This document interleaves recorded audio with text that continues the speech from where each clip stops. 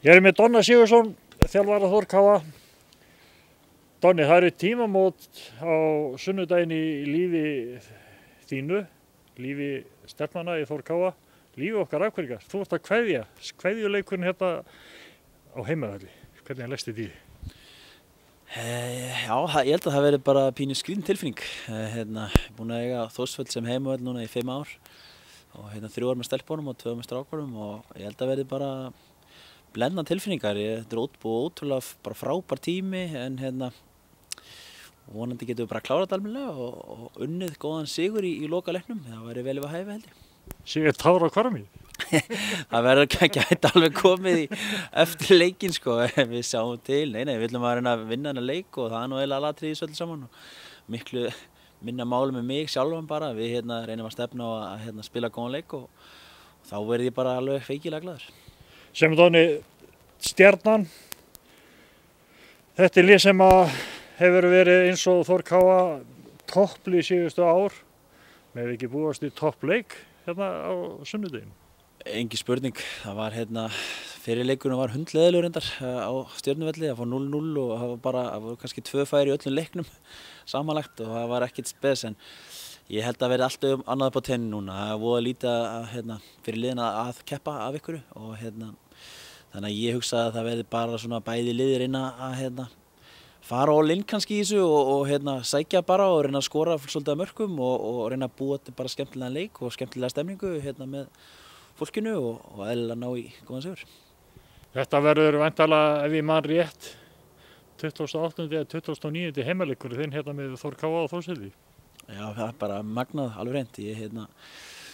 Og vonandi verða bara fleiri ekkert í framtíðinni. Það verður bara svo að koma í ljós.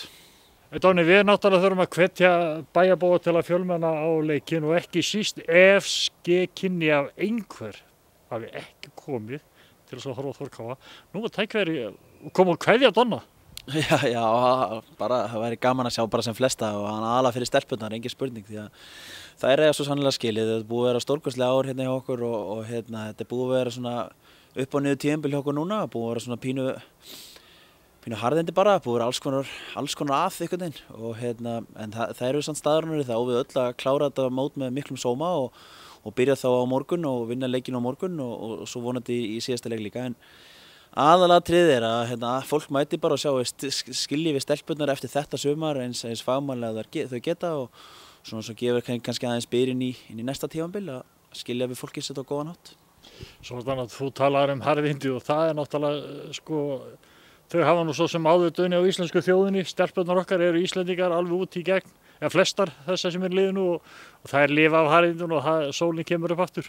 Já, klálega, ég held að fólk hafa nú séð svartara tíma þetta, alveg engin spurningan.